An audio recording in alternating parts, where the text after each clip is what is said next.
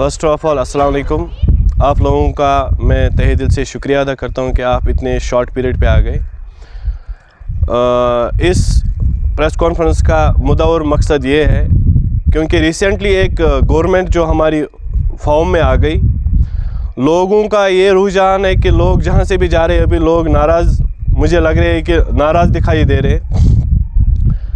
मैं आपकी वसादत से, मीडिया की वसादत से उन लोगों को ये बोलना चाहता हूँ कि अभी जो गवर्नमेंट बनी, अभी 3 महीने हो गए गवर्नमेंट बनने में। ये 2 महीने या 4 महीने या 1 साल की गवर्नमेंट नहीं है, ये 5 साल की गवर्नमेंट है। और वो गवर्नमेंट है जो पब्लिक मैंडेट है, जो लोगों ने गवर्नमेंट बनाई है। ये कोई रेडीमेड गवर्नमेंट नहीं है, ये वो गवर्नमेंट है जो लोगों ने मैंडेट दिया है, लोगों जो हमारे ऑनरेबल MLAs है। इसलिए मैं उन लोगों से रिक्वेस्ट करता हूं, तमाम पब्लिक से रिक्वेस्ट करता हूं, ख़ासकर जो अपनी सोपोर कॉन्स्टिट्यूंसी है, इनके साथ जितने भी लोग जुड़े हुए हैं, हमारे जितने भी जो लोग हैं सोपोर कॉन्स्टिट्यूंसी में, वो शांति से रहे। इंशाल्लाह जो नेशनल कॉन्फ्रेंस ने अपना मैनिफेस्टो दिया है उस पर काम होगा, चाहे टाइम लगेगा, चाहे कुछ भी होगा, लेकिन जो मैनिफेस्टो हमने दिया था, जो नेशनल कॉन्फ्रेंस ने अपना मैनिफेस्टो पेश किया था लोगों के सामने, जिस पे लोगों ने अपना भरोसा करके जो MLAs चुने, वो उस जो भी मैनिफेस्टो है इंशाल्लाह उस मैनिफेस्टो पे ज़रूर काम होगा, चाहे आज, चाहे कल, चाहे टाइम लगेगा।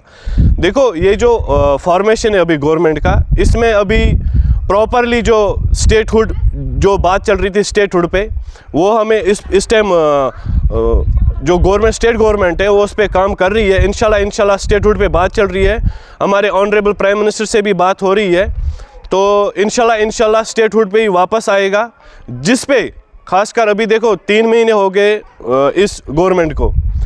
इसमें पहले ही विंटर का ये मतलब सीज़न आ गया, विंटर की वजह से कुछ डेवलपमेंटल वर्क्स इस टाइम मतलब बंद है खासकर, और आपको पता ही है विंटर में कुछ ज़्यादा मूवमेंट्स नहीं हो रही है।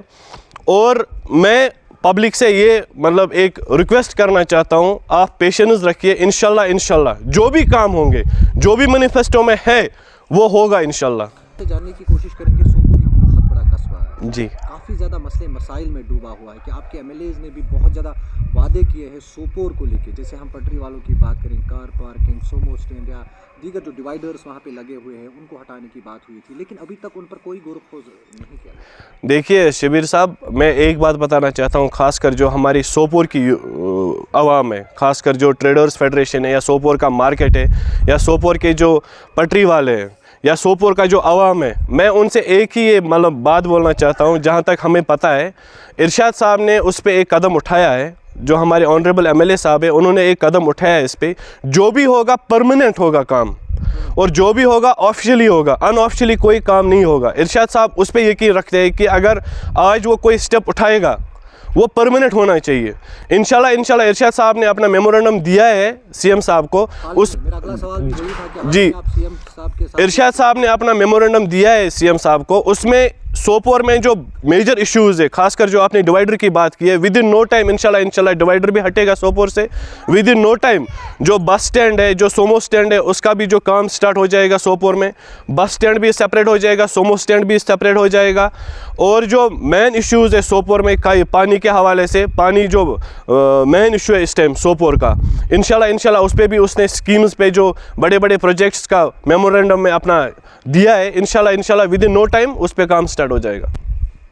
आप खुद भी देखते हैं कि सोशल मीडिया काफ़ी ज़्यादा चलाते हैं लोग, आप भी चलाते हैं कि आए रोज़ सोपोर में ये चीज़ें गश्त करती हुई नज़र आई कि सोपोर डिजर्व डिस्ट्रिक्ट करता है। ओबियसली मेमोरेंडम में इंशाल्लाह वो भी लिखा है, मैनी सेक्रेटरेट और डिस्ट्रिक्ट फॉर सोपोर के लिए भी इरशाद साहब ने मेमोरेंडम में जिक्र किया है। इंशाल्लाह उस पर भी जल्दी काम होगा, और जितना हो सके उस पर हम काम करेंगे। मैं खासकर जो सोपोर की जो सिविल सोसाइटी है, या सोपोर के जितने भी ऑर्गेनाइजेशंस हैं, मैं उनसे रिक्वेस्ट करता हूं, या सोपोर के लिए जो डेवलपमेंट चाहता है, मैं उनसे भी रिक्वेस्ट करता हूं, एक ही प्लेटफॉर्म पे जमा हो जाए।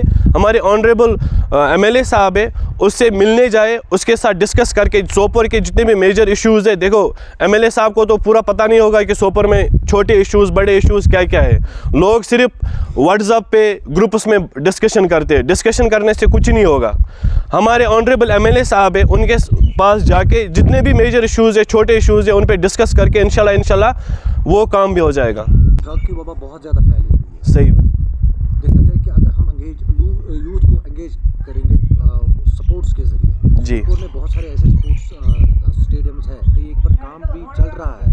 और देखा जाए कि एजुकेशन, ये दो मस्ट चीज़ है जी। और स्पोर्ट्स को लेकर इसके हवाले से। देखो शिबिर साहब, आपने ये जो बात आज की, मैं इस पे ना वजाहत से एक बात बोलना चाहता हूँ। ख़ासकर जो यूथ और ड्रग माफिया चल रहा है इस टाइम, जो ड्रग माफिया चल रहा है इस टाइम, अनएम्प्लॉयमेंट इतनी है, ख़ासकर पूरे कश्मीर में, जम्मू कश्मीर में लोग पढ़ लिख के घर पे बैठ के इतने परेशान हो रहे हैं, वो मतलब डिप्रेशन की तरफ जा रहे हैं। ड्रग इसलिए आम हो रहा है कि लोगों के लिए कुछ मतलब, देखो मसला क्या होता है, एक आदमी मतलब जो बिजनेसमैन है या कोई अमीर बच्चा होगा, किसी बाप का अमीर बच्चा है या कोई बड़े आदमी का बच्चा है, ड्रग क्यों आम हो रहा है? वो देख के वो बोल रहा है उसके पास गाड़ी है, उसके पास बंगले है, उसके पास पैसा है, उसके पास ऐशो आराम है।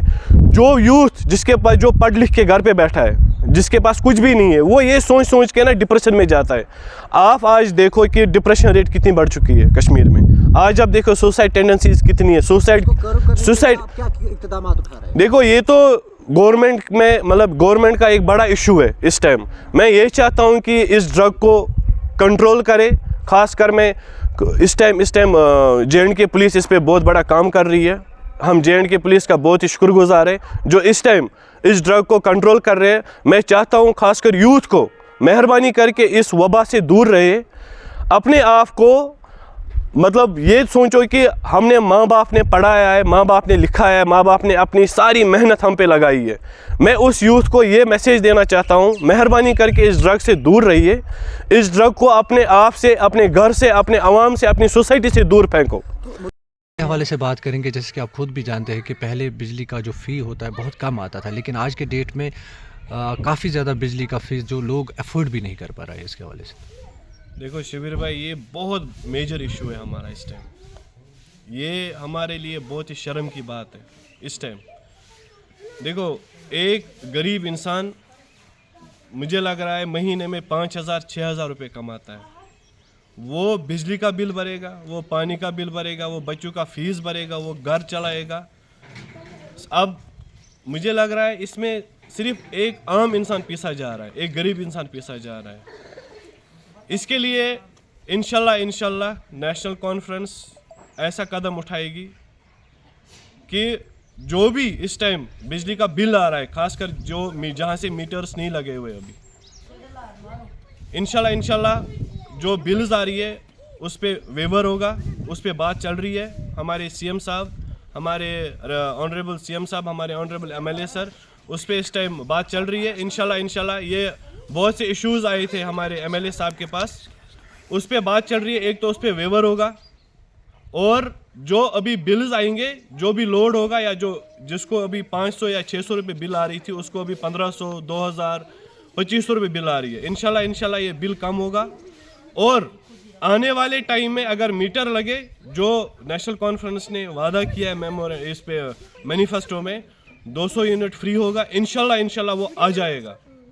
मुदस्सिर साहब, आपने बहुत अच्छी बात यहाँ पे कही है कि 200 जो यूनिट फ्री की बात हो रही थी, लेकिन हाल ही में चीफ मिनिस्टर ने एक बयान दिया जिसमें उन्होंने कहा कि जब तक ना पूरे इलाके में जो मीटर नस्ब नहीं किए गए तब तक ये मुमकिन नहीं है। ओबियसली देखिए,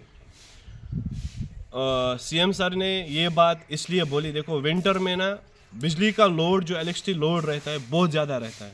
ये एक कॉमन सेंस है, इसमें ना कंट्रोवर्शियल जाने की ज़रूरत है, ना इस पे टोंट मारने की ज़रूरत है। ये समझने की बात है। उसने ये बात इस हिसाब से की, देखो आजकल जहाँ पे नॉन मीटर एरियाज़ है उनमें लोड शेडिंग आप देखो कितना रहता है। एक घर में 2-2, 4-4 हीटर्स लगे रहते हैं। एक ट्रांसफार्मर रहता है, चाहे वो 250 kV है, चाहे 100 kV है, उसका लोड जितना है वो उतना ही देगा। ये तो कॉमन सेंस की बात है। लेकिन जब एक घर 2-2 हीटर, 4-4 गीजर्स लगा के यूज़ करेगा घर पे, ओबियसली या तो ट्रांसफार्मर भी जल जाएगा, बिजली भी तो प्रॉपरली फराहम तो होगी ही नहीं। उमर साहब ने ये बात इसलिए की मीटर लगाने के लिए, जब मीटर लगेगा तभी बिजली भी कम आएगी, और तब इंशाल्लाह जो 200 यूनिट है वो भी फ्री मिलेगा।